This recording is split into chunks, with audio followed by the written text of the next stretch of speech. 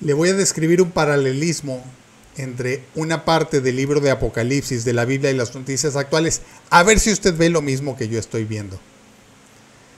Lo escribí para no divagar.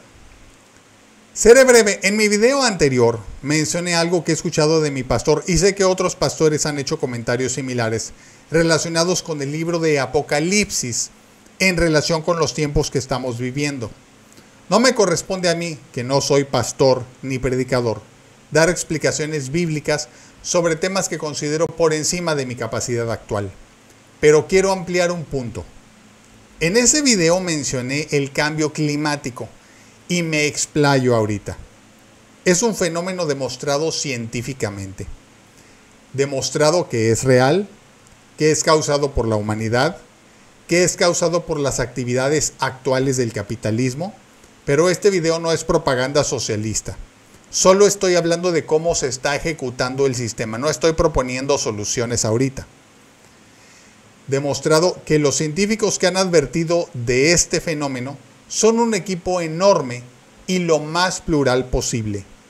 De todos los países del mundo, pagados por todos los gobiernos del mundo a través de la ONU, de todas las religiones y ateos, de todas las preferencias políticas, económicas y apolíticos, y se reúnen en noviembre de cada año todos los presidentes del mundo y en algunos casos sus enviados, previo análisis de este reporte científico que sale anualmente, para decidir acciones sobre el cambio climático. El reporte de los científicos de 2018 advirtió que se requieren cambios enormes. El reporte de 2020 advirtió que el cambio ya es irreversible con la tecnología actual. En la reunión de noviembre de 2021, los gobernantes estaban previamente advertidos, iban con una consigna, que esa reunión era la última oportunidad para salvar el planeta. Y yo agrego, y la civilización humana, porque los desastres previstos por los científicos son mayúsculos a tal grado de hacer el planeta inhabitable. Esas son palabras de ellos. En esa misma reunión, el secretario general de la ONU insistió como nunca antes en que lleguen a acuerdos que resuelvan el problema, aun si se tuvieran que tomar medidas muy drásticas. Ojo, estoy hablando de medidas positivas como generar enormes cantidades de muy buenos empleos. No piense usted que algo así como vivir en una economía de guerra, no.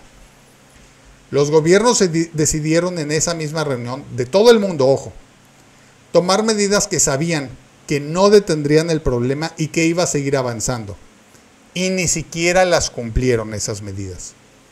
Debido a eso, desde 2021 hasta la fecha, estamos en 2025, el cambio climático se ha acelerado, causando graves desastres, sequías, ondas de calor, el calor ya no se soporta, inundaciones, casas derribadas y hasta el momento, en un video comenté esto y el número era 1, hasta el momento van 3 localidades completamente destruidas, la más reciente en Suiza. No piense usted que son solo aldeas africanas que lamentablemente, lo voy a decir con todas sus letras, a mucha gente como que no le importa lo que le pase a los más pobres del mundo. Y otras regiones han sido, aparte, yo le estoy hablando de 3 localidades que quedaron completamente destruidas, pero aparte regiones enteras han sido abandonadas por ya ser inhabitables.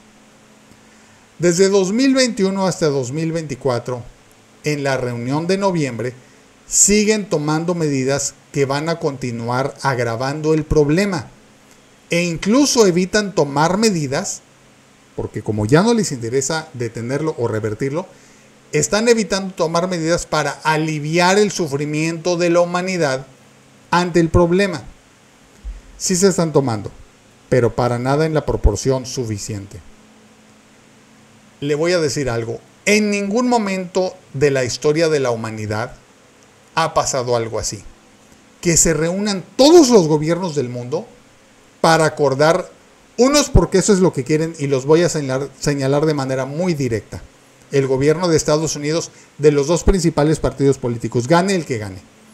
Rusia, China, Reino Unido y la Unión Europea. Perdón si usted pensaba que alguno de esos gobiernos es progresista y realmente quiere algún progreso para la humanidad. Estos son los principales impulsores de que el problema continúe agravándose. Y el resto de los gobiernos aceptan, algunos que piensan igual que estos, pero que no tienen el mismo poder de decisión. El poder de decisión lo tienen estos. Y otros a regañadientes, como pasa con todo Latinoamérica, que dicen que sí quieren cambios, pero no proponen para nada algo como lo que yo he dicho ni lo que voy a decir. Cheque los pronunciamientos hasta de los más importantes gobernantes de izquierda a derecha de Latinoamérica. Pero en conjunto están decidiendo, con el ánimo que sea, unos porque lo quieren y otros porque no, están decidiendo aceptar la extinción de la civilización humana. Y ahora comparemos con Apocalipsis, el libro de la Biblia, del cual solo voy a describir una mínima parte. Ni siquiera voy a dar las citas, solo lo voy a mencionar. Habla de castigos, los que conocen bien ese libro lo van a identificar. Habla de castigos dolorosos que van a venir sobre la humanidad y no se van a arrepentir. Pero después viene otro castigo peor, más doloroso, y tampoco se van a arrepentir. Y yo pregunto, ¿es coincidencia que con los fenómenos que estamos ya viviendo, que usted los está viendo en su región, yo le aseguro que donde sea que usted viva, en cualquier parte de Latinoamérica o del mundo, usted ya vio algo? ¿Es coincidencia que viendo todo lo que estamos viendo, en la reunión de cada año y en cualquier cantidad de reuniones, no solo de todos los gobiernos del mundo, sino en reuniones más pequeñas que se hacen dentro de cada país, no se decida forma alguna de detener o revertir incluso el problema? ¿No le parece que está pasando una de estas dos cosas?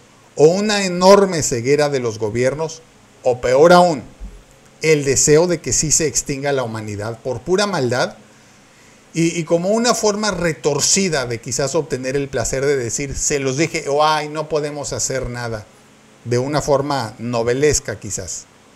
Le voy a decir algo, ni siquiera Adolfo Hitler logró esto.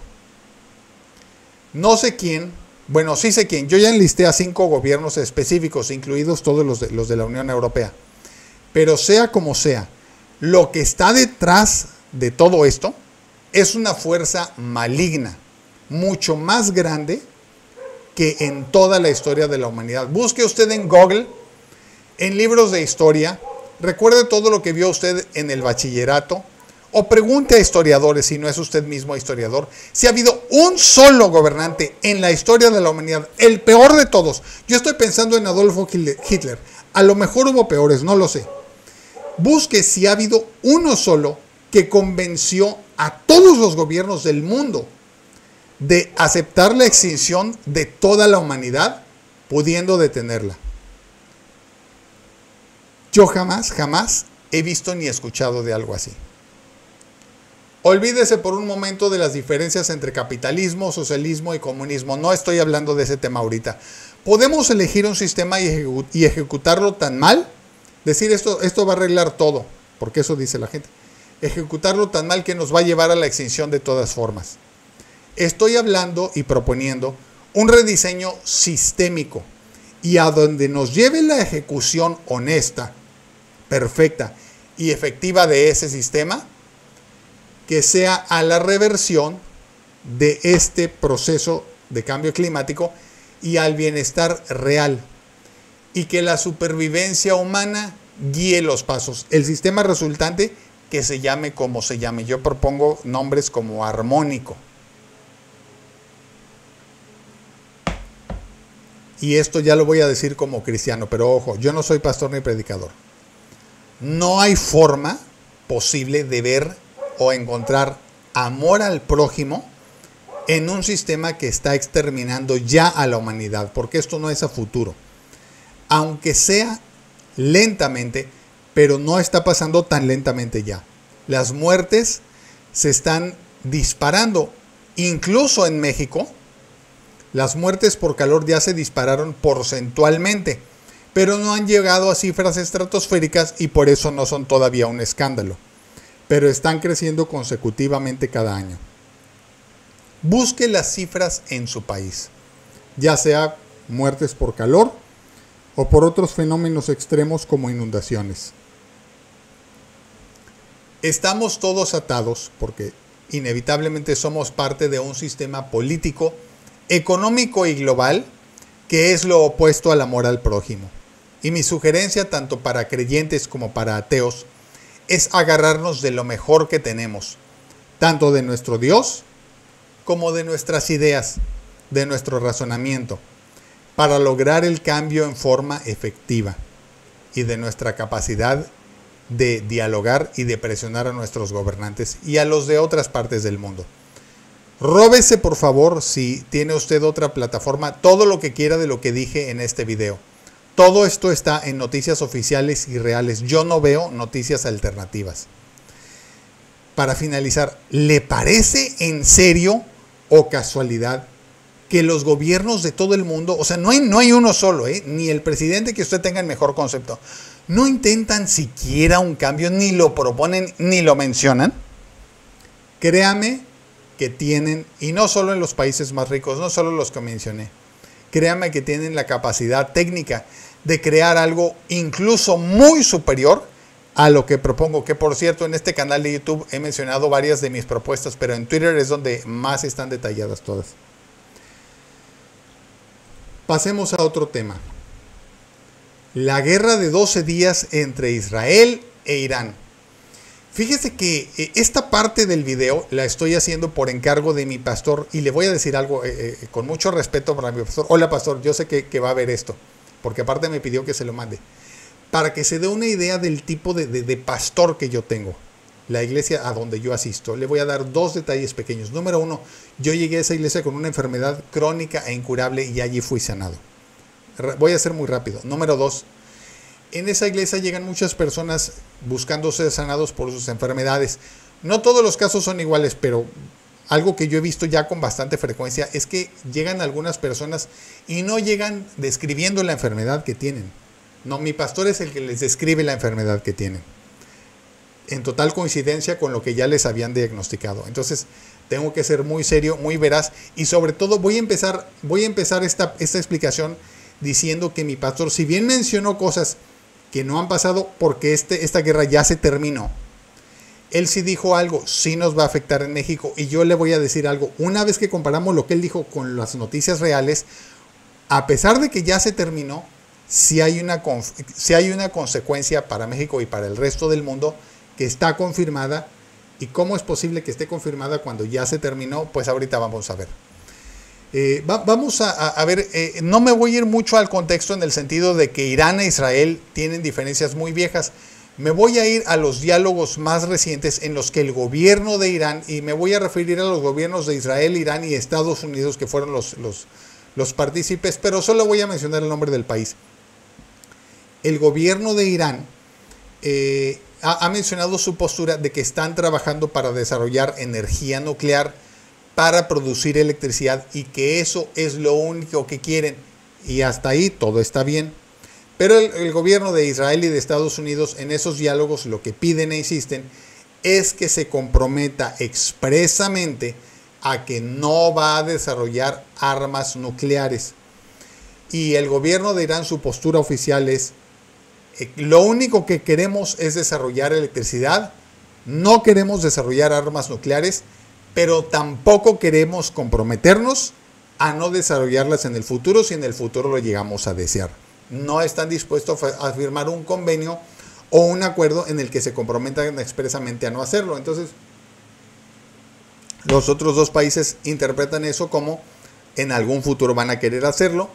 Y a pesar de que Estados Unidos es el único país del mundo que ha disparado una bomba atómica contra un enemigo, y esto lo dicen muchos izquierdistas, este argumento para señalar pues la maldad del gobierno de Estados Unidos, yo le voy a decir algo. Cuando lo hicieron, perdóneme usted por favor, pero Japón era el malo. Japón estaba del lado del mal, y no estoy justificando el lanzamiento de la bomba atómica porque prácticamente ya se estaba terminando la guerra. Es muy posible, es muy posible que hubiera sido evitable, o sea que no era necesario cerrar la Segunda Guerra Mundial con eso. Pero el punto es este: Estados Unidos e Israel ya tienen la bomba atómica. Y le voy a decir algo acerca de Donald Trump. Algo que dijo él en su primer mandato, no ahorita que es presidente, es: ¿y por qué no podemos usar la bomba atómica? Le dijo entonces, en su equipo cercano de trabajo, literalmente, esto sí es cierto, le escondieron los códigos y trataban de distraerlo. Y él lo dijo en general, no lo dijo pensando en atacar en ningún país en específico. Entonces, ante las negociaciones recientes y los dichos de Irán, lo que decidió el gobierno de Israel unilateralmente y sin avisar fue atacar una instalación de desarrollo nuclear de Irán.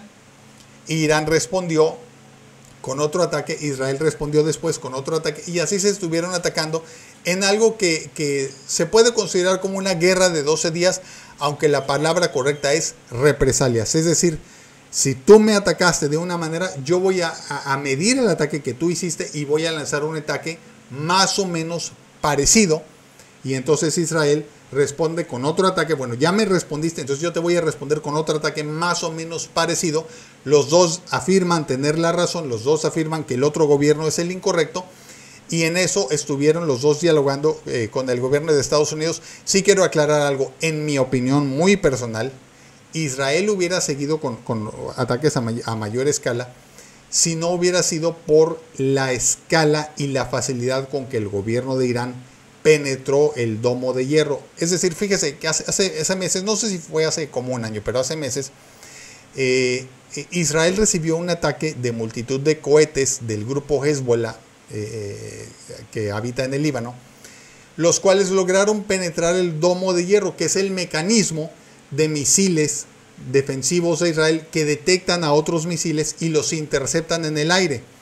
Y la única forma en que ese grupo Hezbollah pudo penetrar fue lanzando una inmensa cantidad de misiles que fueron interceptados y que no sirvieron de nada, y unos pocos de ellos lograron penetrar en Israel. El gobierno de Irán atacó con misiles supersónicos, y se dice, aunque esto no es oficial, pero se dice, y yo lo vi con mis ojos, que hackearon el mecanismo de defensa del domo de hierro. Entonces lo que yo vi con mis ojos es que algunos de los misiles de defensa de Israel se elevaron y sin interceptar nada cayeron sobre Israel, misiles de Israel. Entonces los ataques de Irán, por las dos cosas, o por lo menos lo que sí es oficial, es que eran misiles supersónicos, sí lograron penetrar de manera más efectiva las defensas de Israel, mucho más que los de Hezbollah.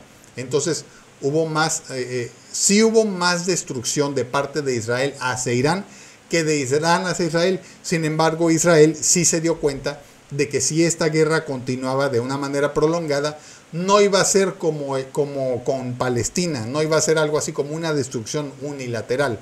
Iba a haber fuertes daños en Israel, y ambos países aceptaron dialogar con el gobierno, a través del gobierno de Qatar, aceptaron mediar, y aunque no fue oficial, yo pienso que en los últimos 2 días ya eran básicamente respuestas programadas.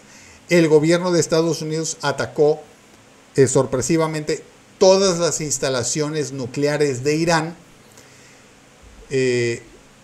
Dicen que retrasando durante varios años las investigaciones de Irán, cuando el gobierno de Irán dice que se retrasó durante varios meses. El punto es que, en mi opinión, todos los últimos ataques de los últimos 2 o incluso los últimos 3 días ya estaban dialogados, es decir, ya estaban en negociaciones de paz, y ya habían acordado que los ataques iban a ser solamente represalias simbólicas y que se iba a terminar. Les voy a presumir con mucho respeto para todos los que me ven un tuit, porque aquí yo estoy contradiciendo a básicamente todos los voceros y analistas de la 4T. Veían esto ya como una tercera guerra mundial. Yo dije desde 2 días antes, esto yo no veo que va a terminar. Se va a terminar mañana o a más tardar el jueves, pero oficialmente se terminó el martes. Entonces, por eso les hablé del tipo de persona que es mi pastor, y yo sé que mi pastor está viendo, y hay más cosas de él relacionadas con cómo obra Dios en su vida, que ya no les voy a decir aquí, pero sí quiero aclarar esto, que aquí yo estaba basándome únicamente en la predicción que yo hice, en la lógica y en las fuerzas que actúan en los acuerdos, en cómo fueron penetrados los misiles defensivos de Israel, etcétera, etcétera. Entonces yo hice una predicción más que nada lógica, específicamente no profética. Sí, les aclaro a todos, mi pastor, yo estoy muy por debajo del nivel de mi pastor y de otras personas que he conocido a través de él. Entonces, ¿por qué? Entonces, ya se terminó esto el martes, ya fue oficial, ya los dos gobiernos, tanto Estados Unidos como Israel e Irán, ya declararon el fin de esta pequeña, así le llamó Irán, guerra de 12 días. ¿Y por qué, si ya se terminó, por qué estoy diciendo que va a haber consecuencias reales en todo México? En México y en gran parte del mundo. El dinero, amigos, el dinero. Lamentablemente el gobierno de Donald Trump ha estado marcado por lo que se llama insider trading o comercio de productos financieros y compra de acciones con información privilegiada. El presidente lanza una noticia escandalosísima, por ejemplo, que va a cobrar aranceles a otros países del mundo. Esto tiene relación con la guerra, ahorita voy a volver a ese tema. Pero antes de que él lance el anuncio, los políticos que son sus amigos, los que son de su círculo cercano, compran grandes cantidades de acciones que van a ser favorecidas o otros productos financieros que se llaman apalancados, de tal manera que se puede ganar muchísimo más que con acciones, ganancias de 3000%. Y cuando el presidente hace el anuncio, se mueven los mercados financieros como ellos a favor de las compras que ellos habían hecho porque les avisó antes, y eso es información privilegiada y no es posible. De acuerdo a varias de las operaciones que se han realizado y que se han detectado y son públicas, porque ellos están obligados por ser políticos a revelar sus operaciones de trading, nada más que no están obligados a decir que fue insider trading. Entonces, con esta pequeña guerra se embolsaron grandes cantidades de dinero. Y quiero dar crédito a la cuenta de Twitter Unusual Whales. Si los buscan en Twitter, yo les recomiendo mucho seguirlos, porque esa es una cuenta que se dedica a monitorear movimientos de mercado, pero también suele publicar prácticamente todos los movimientos de insider trading de políticos y no se le va una. Entonces yo me di cuenta de que esta cuenta publicó el nombre exacto de los políticos que lucraron con esta guerra. Y es por eso que les convienen algunas guerras pequeñas o sin sentido. Es decir, todo esto se pudo haber resuelto por medio del diálogo. La posición de Irán no ha cambiado, Ojo, ellos siguen insistiendo en que solo quieren desarrollar energía eléctrica nuclear, no quieren desarrollar misiles, y la posición de Israel e Irán y Estados Unidos es, bueno, no queremos que desarrolles armas nucleares, te vamos a retrasar, y ellos van a seguir desarrollando. Entonces, si las posturas no cambiaron, ¿cuál fue el beneficio de esta guerra? Bueno, fue que los fabricantes de armas lograron vender mucho, se hicieron pedidos especiales y los productos financieros que fueron comprados por los informados se elevaron, pero eso no nos afecta. Lo que sí nos afecta es que desde los primeros 2 días, los principales mayoristas de alimentos de Estados Unidos dijeron que solo por la incertidumbre, o sea, mucho ojo, no porque crean que de verdad la guerra iba a durar mucho, seguramente ellos ya lo sabían, pero no lo sé. Solo por la incertidumbre, es decir, de quién sabe cuánto vaya a durar esta pequeña invasión, o cuántas otras pequeñas invasiones pudieran derivarse de esta, o cuántas otras decisiones irracionales políticas pudieran derivarse de esta, van a subir sus precios. Mucho ojo, es razonable cuando hay una guerra porque entonces tienen que pagar más a sus proveedores para que se aseguren de entregar alimentos. Estoy hablando específicamente de alimentos, ojo, para que se aseguren de la entrega. Entonces es lógico que tengan que subir los precios para garantizar su línea de distribución. Sin embargo, el decirlo cuando apenas estaba comenzando, que específicamente el dato fue que solo por la incertidumbre van a subir los precios, lo que nos habla más bien es de una intención de lucrar y de ganar más con algo que a lo mejor ni siquiera va a ser tan malo. Y ese anuncio, ojo, no tiene ninguna relación con la duración. Y ya que se terminó, ya que los 3 gobiernos anunciaron oficialmente que ya se terminó esta guerra, adivine qué, no hay ningún comunicado oficial de estos grandes distribuidores y mayoristas de alimentos de que ahora que ya se terminó no van a subir los precios. Lo que están haciendo desde la pandemia hasta hoy es que toman cualquier pretexto para subir los precios y cuando los periodistas hacen sus análisis de ver cuántas afectaciones reales les obligaron a subir los precios, se dan cuenta de que no hay ninguna, es solamente para ganar dinero aprovechándose del miedo de la gente. O dicho de otra manera, yo te estoy vendiendo algo a un precio, pero ahora que estás en pánico, aunque no haya un problema real, si tú estás dispuesto a pagarme más, yo te lo voy a vender más caro, y esa diferencia es únicamente para enriquecer al más rico. Entonces la consecuencia real es que se espera que en las próximas semanas o meses usted empiece a ver en cualquier país del mundo donde habite, ya sea México u otro, una subida en los precios de la despensa, a pesar de que esto ya se terminó. Y yo, mi recomendación como cristiano, pues es que oremos para que esto no pase, porque como le digo, hasta el momento no hay un anuncio de que no va a pasar, pero sí hubo un anuncio de que sí va a pasar. Mi sugerencia es pues que oremos, y para que no haya más eventos pequeños como estos que causan incertidumbre y que realmente solo se usan como pretexto para enriquecer a los más ricos. Paréntesis antes de pasar a otro tema. Y si estoy hablando de mayoristas, de distribuidores de alimentos en Estados Unidos, ¿por qué estoy hablando de posible elevación de precios en alimentos en México y en otras partes del mundo? Muy sencillo, porque la economía ya está globalizada. Es cuando si ellos están dispuestos a pagar más a su cadena de distribución, eso implica también elevar el precio que pagan a exportadores mexicanos, los cuales van a estar motivados para entregar una mayor cantidad de su producto a Estados Unidos, que les va a permitir ganar más dinero, y por lo tanto el alimento que se queda o lo que dejan para vender a México es más escaso, y por lógica va a elevarse el precio simplemente por oferta y demanda.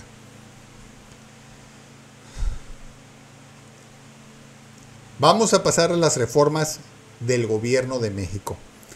Recientemente, el tema es el mismo con las dos. Ahorita está siendo criticada Claudia Sheinbaum o el partido Morena por las reformas de militarización y de privacidad y vigilancia. Bueno, me parece que a lo mejor es parte de la misma reforma, pero son los dos temas principales. Están siendo criticados hablando de militarización. Yo no quiero generalizar en militarización, me voy a enfocar en puntos específicos de algunas capacidades que antiguamente militares no estaban a cargo, y muy específicamente que miembros de la Guardia Nacional, que la Guardia Nacional ahora pasaría a estar al mando de la Sedena, miembros de la Guardia Nacional van a poder ser candidatos a puestos de elección popular, cosa que ahorita no se puede. Y en cuanto a la privacidad y vigilancia, se refiere a que el gobierno va a tener mayor facilidad para, en caso necesario, obtener información de ciudadanos sin que estos la proporcionen voluntariamente, lo cual actualmente es legal, pero se requieren trámites burocráticos desde hace muchos años. Y esto les permitiría en un momento dado obtener información de usted, como por ejemplo su ubicación en tiempo real, sin que sea usted un delincuente. Y eso es lo que se critica, aunque lo que se busca es vigilancia para prevenir y detener delincuentes. No significa que el gobierno tenga un interés en andarle vigilando a usted cuando va al súper, cuando va de paseo con su mujer o con su esposo, etcétera, etcétera, etcétera. Pero sí quiero señalar yo lo que no veo bien de estas dos reformas. El momento.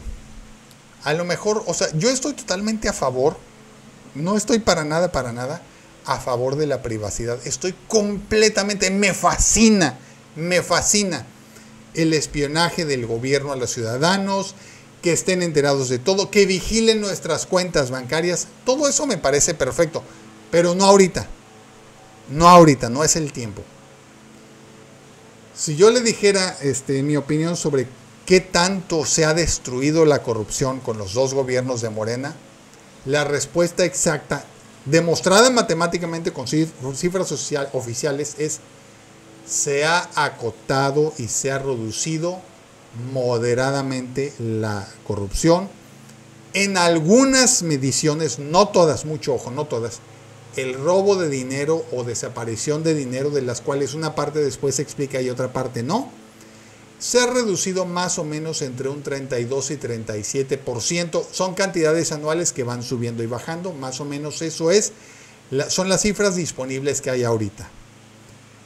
Para considerar que nuestros gobiernos de Morena, que llegaron al poder, incluso recuerde cuando AMLO decía, les voy a decir lo más urgente, parado en un pie, es acabar con la corrupción. Bueno, esa fue la consigna. Él dijo acabar con la corrupción y lo que hemos obtenido hasta el momento es una ligera reducción. Ahora, en cuanto a la impunidad, un tema conectadísimo, importantísimo con la corrupción, digamos que ya se demostró, hay un político corrupto, usted lo está viendo, usted lo denuncia en la FGR, ¿qué tan probable es que sí lo detengan? Que digamos que ya robó, bueno, ya no va a seguir robando más, ya robó para garantizar su futuro hasta sus tataranietos. ¿Qué tan probable es que la denuncia avance? O a lo mejor no roba tanto, bueno, la impunidad se redujo más o menos de un 98%, que es un nivel exagerado, o sea, solo a 2% de castigos efectivos, de un 98% que teníamos a principios del sexenio de AMLO, a un 96% a finales del sexenio de AMLO. Es prácticamente un logro insignificante, así lo voy a decir, y una vergüenza que implica que se tiene que hacer una reingeniería de procesos para revisar cuáles son las reformas que debe hacer la Cuarta Transformación, y por eso es que considero esto un riesgo. De ninguna manera estas facultades de espionajes tenemos ninguna garantía de que van a caer en manos de funcionarios honestos.